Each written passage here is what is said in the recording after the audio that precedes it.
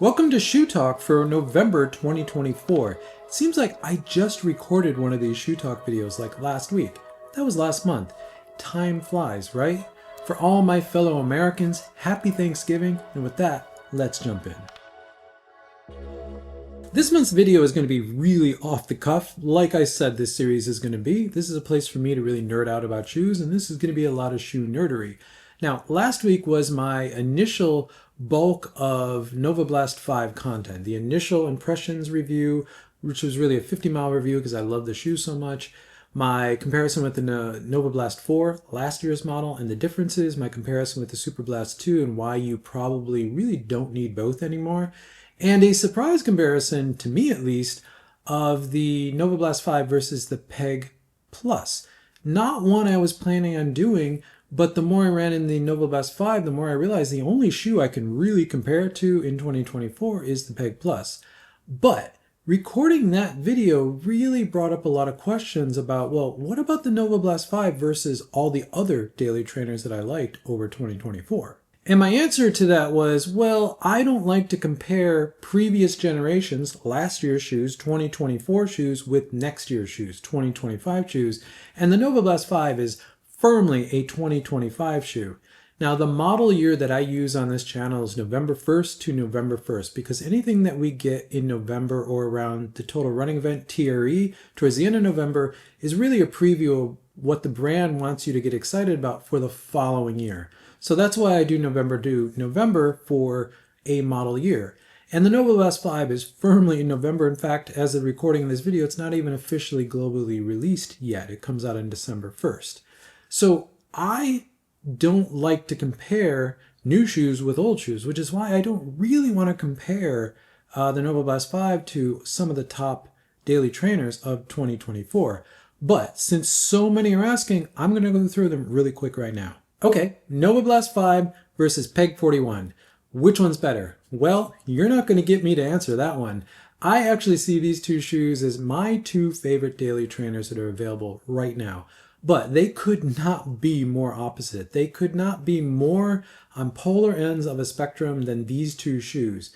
Now, in 2025, when we get a Peg 42, which frankly shouldn't be much different from this shoe, the Peg 41, it should probably be an upper change. I don't expect a midsole or outsole change. It's going to be the standard sort of even year Peg.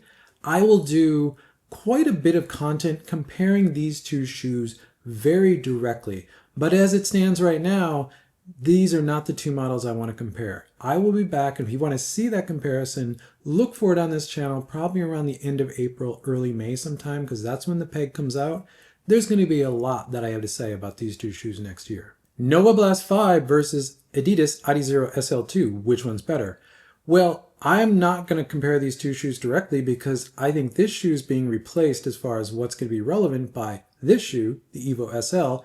And in regards to the Evo SL, I have no idea when I'll be able to get a pair of those. I'm not planning on seeing a pair of those until the spring. Maybe magically I get a pair before then, but it's going to be a while, I think, before I can actually talk about that shoe, just because Adidas doesn't seem to want to release anything right now in this country. But that is what we have to deal with at this moment. But comparing these two shoes, I'm going to say I prefer this shoe. But if you're focused more on speed work, doing faster works, maybe track work, reps like that, I think this is probably your better bet because I think this is a little bit more racy, a little bit faster shoe, which makes sense because this is an Adizero trainer. And the Lightstrike Pro core in this shoe, even though it's encased by Lightstrike 2.0 and dulls it down quite a bit, if you really hit a clean foot strike in this and you're doing speed work, this is going to be your faster, dedicated shoe. But again, if you're looking for a speed work shoe, there's plenty of other options, not these two shoes. But for just general daily training, really covering all the bases, including doing speed work, I think this is a more dynamic, more fun, more bouncy ride than this shoe.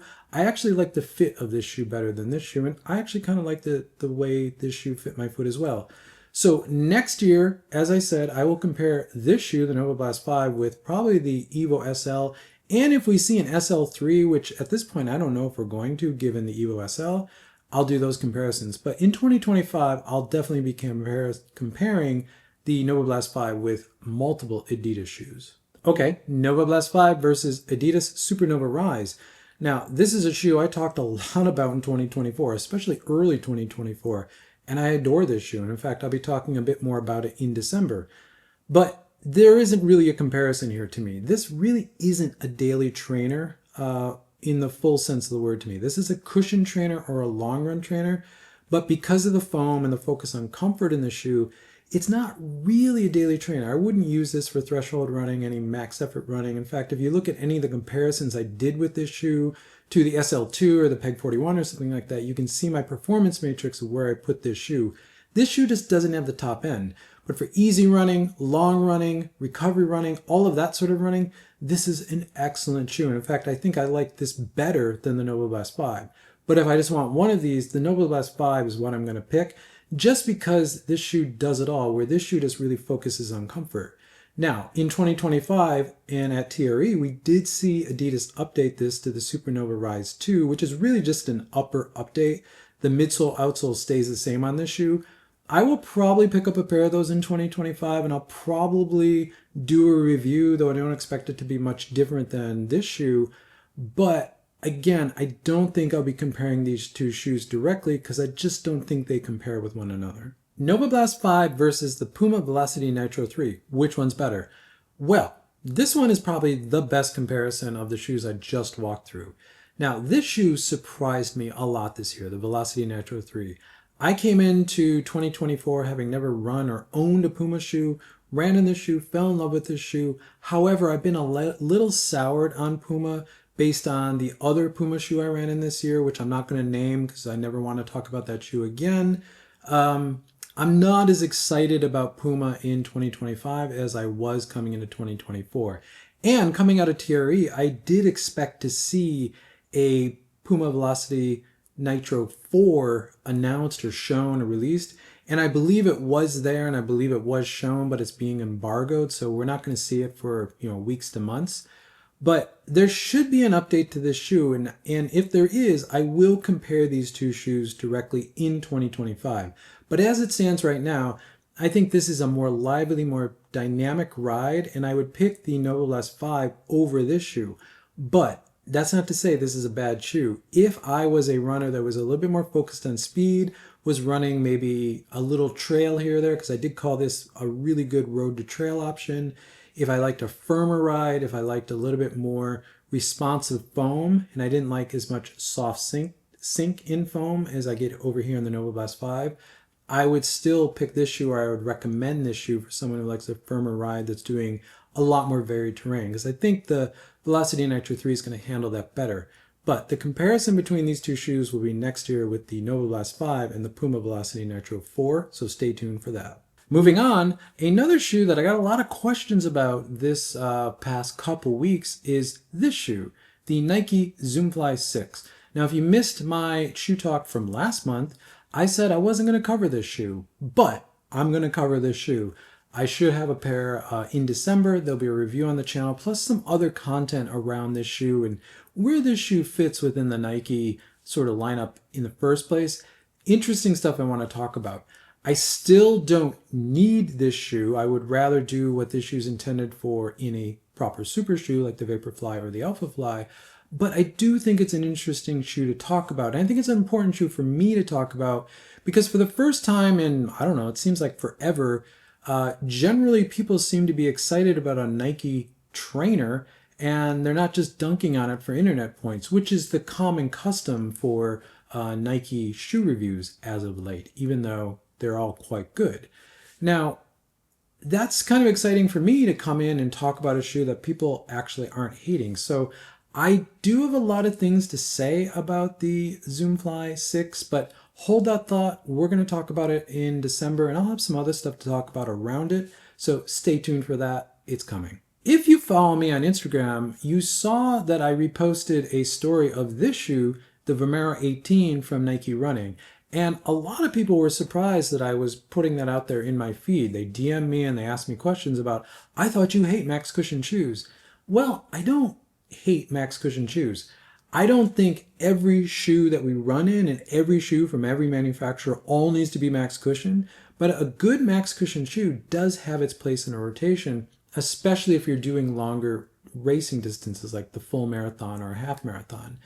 And I generally enjoyed the Vomero 17 until I ran into the issue that I ran into with it, which really I think is something specific about my running mechanics, because I didn't really see anyone else talk about it, though there were a few comments in that video of people saying they had something similar. Not exact, but similar. If you don't know what I'm talking about, I'll put a link in the description to that video. Go check that out to see what I ran into with that shoe. But until I ran into that problem, I actually really enjoyed the shoe. I like having the option of a more cushioned volume trainer, volume Vomero, that's where the name comes from, that's not focused on speed, that really doesn't do speed, isn't meant to go fast, again, that's the Vomero, to do those longer miles, especially in a half or a full marathon build, which I'm not doing right now and I probably won't be doing anytime soon, but it's still a shoe that I want to run in. Now, specifically to the Vomero 18, what I'm really excited about with this shoe is the fact that it is finally the foam combination that I've been wanting all year. ZoomX on top, ReactX on bottom.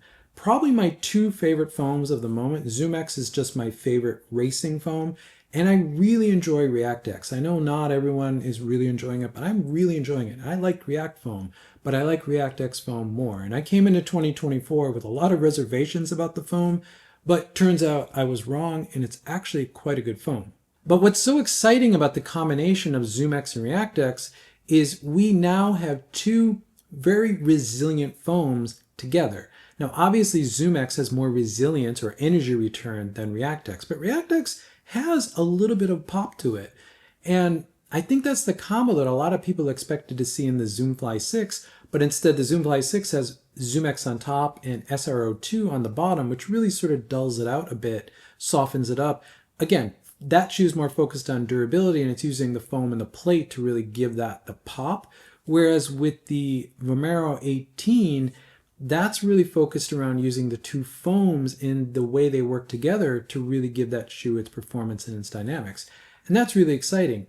The other exciting thing about that combination of foams in the Vomero 18, as you can see here, is that it's pretty much a 50-50 mix. If anything, it looks like it might be a little bit more ZoomX in this shoe than actual ReactX. So that means that the Vomero 18 is going to be a little bit more dynamic than the Vomero 17. Now, the ZoomX foam in the Vomero 17 was there for step and feel, for comfort, for cushion, and for leg savings, because again, ZoomX has amazing recovery properties, but it wasn't really there for propelling you forward. It wasn't really there for the classic use case of ZoomX foam. But in the Vomero 18, that looks a little bit different. It looks like the Vomero 18 is going to be the very cushioned ride, but also it's going to be much more propulsive because of the combination of ZoomX and ReactX and how the resiliency of those two foams is going to work together.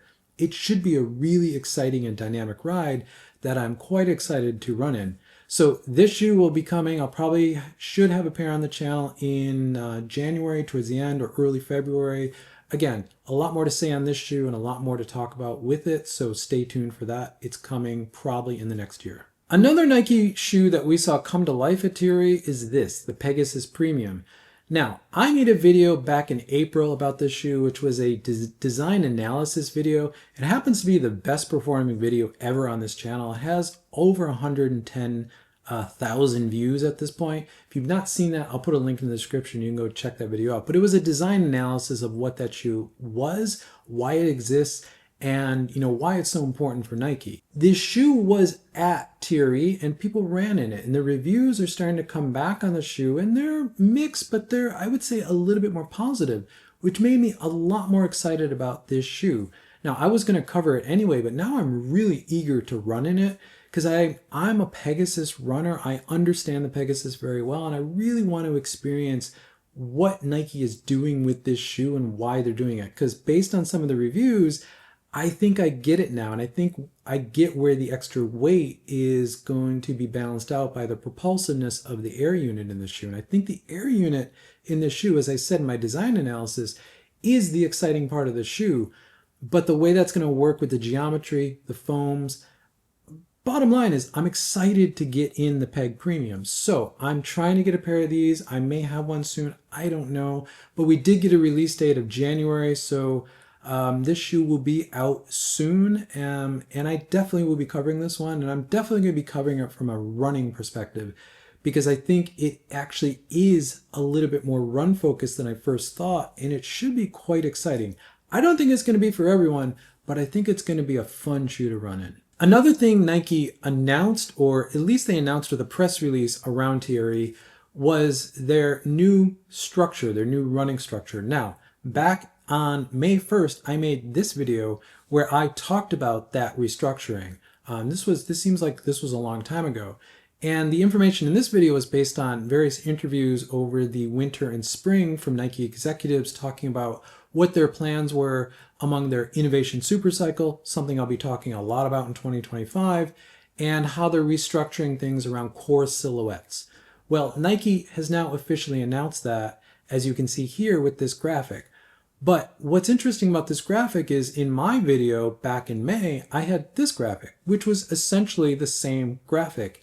Now, I'm not saying Nike is taking my graphics. No, it's more like this confirms that I was on the right track with, putting all the pieces together from those various interviews. But back to this image, there's a lot of interesting stuff here. And while there's nothing new structurally, there's a lot of new semantics and differences in how Nike is positioning things with language and how things relate to one another. So much so that I'm going to make a whole video this weekend about this structure to revisit the structuring and why I think this is so important and to unpack some of the details that you can actually see in this image that I don't see anyone talking about it, but I think is actually quite exciting and very insightful. So if you want to see that and you're not subscribed, subscribe. You'll see that pop up in your feed this weekend. Moving on from shoes, well, kind of. I've been getting a lot of DMs asking, how's my training going? I think a lot of people are aware that I'm focused on speed work right now, middle distance track running, specifically with the eventual road, half mile, and mile sort of goals that I have in mind. That'll lead into a 5K at some point as well. If you follow me on Strava, again, link in the description to my Strava, you will see how it's going because I post every one of my workouts over there and I'm putting notes there describing what the workout is and kind of how it's going, at least the marks that I'm trying to hit. So if you're really curious, you can see all that stuff on Strava and really catch up. But the short of it is it's doing pretty good. About Strava, I think a lot of you probably saw my Strava rant from a few weeks ago, which is kind of, the video's done really well and it's got a very diverse set of comments on it. Now, Strava didn't help themselves at all because they released their API update, which was not positive for anyone, including Strava. So I think that brought a lot of eyeballs to that Strava video because they're seeing that in their feed and they think that that video is about that. But that video was actually recorded before Strava did the boneheaded thing with their API based on another boneheaded thing that they did. The net of my Strava rant video was that I was going to cancel my subscription and go into a subscription-free Strava experience, which I haven't experienced since the day that they announced subscriptions back in, I believe, 2020. And I've been a long time Strava user. But the short of it is my Strava ad-free or subscription-free experience has been going okay. It's a little frustrating because now I've replaced the athlete intelligence, the AI feature, which finally got me to unsubscribe, with calls to action or CTAs to subscribe or resubscribe. I've gotten a ton of emails from Strava. I get constant CTAs in the application on my phone, pretty much every screen telling me to resub or I'm missing this, I'm missing that, which is kind of annoying. And frankly, it's honestly a little bit more annoying than the athlete intelligence feature was in the first place. And I do miss my training log and I do miss being able to see splits. So as of now, I am still subscription free, but I'm leaning towards maybe getting the subscription back because I really do miss the training log and the splits. I can see that where I see all my running data. I just like the way Strava puts the UI around it, or maybe I'm more used to looking at how Strava puts it around because I can see the calendar view, which I can't see where my data is. So I'm going to try not to do that, but between those three things, getting rid of the CTAs to subscribe or resubscribe and wanting my training log and my splits back, we'll see. But overall, I'm, for the most part, really not missing anything else. The experience is sort of better. It's cleaner. The app is faster. just sort of works better. So far so good. But overall, training is going well, and I'm quite excited about the next block that I just started this week. And with a new block, which will be the second 6-week block of a 3 6-week block plan altogether, so 18 weeks altogether. I actually bought a fresh pair of Peg 41s, a fresh pair of Peg Pluses, and I'm finally getting out on track in my Dragonfly 2s. So these 3 shoes are going to be really what I am spending the majority of this next 6 weeks in, doing the work for this 800 focused workout plan that I'm working on right now. It's a Daniels 800 plan. So it's always exciting to get in a fresh pair of Pegs, 41s and Pluses in this instance, and the Dragonfly 2 is just a really great spike. So really great shoes I'm going to be spending the next 6 weeks in primarily, and it makes me excited to get out there and get the work done. And lastly, this is a bit of a question out there to everyone watching this video. I've been working on a ZoomX story, a ZoomX foam story for a few months now, and I've attacked it from a few different directions. I've not been really satisfied with any of them, but recently I've gotten some, let's say, access to some other information where it may make a little bit more sense to actually get into the foam story. And what I mean by that is I want to get in and talk about the different variants of ZoomX, because there's obviously a few different variations of ZoomX.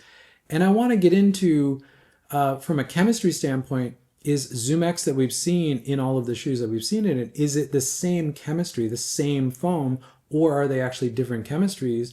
And I want to get into actually quantifying the performance differences, because there are performance differences, even though they're all ZoomX. They all have the ZoomX-ness, I guess you would call it, but they all run a little bit differently. And the generations of ZoomX have also been very different.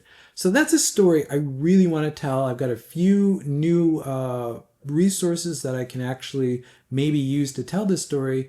So is that something that people watching this would be interested in seeing? Probably in January, maybe February of next year, a deep dive into ZoomX foam. Let me know in the comments and any questions you have around ZoomX foam about that, and I'll see if I can work that into the video if you're interested in the first place. Thank you for making it to the end of the video. If you find this content useful, consider subscribing. You'll see more content from me pop up in your feed. If not, drop a like on this video because it helps this channel continue to grow, which I always appreciate. And with that, I'll catch you in the next one.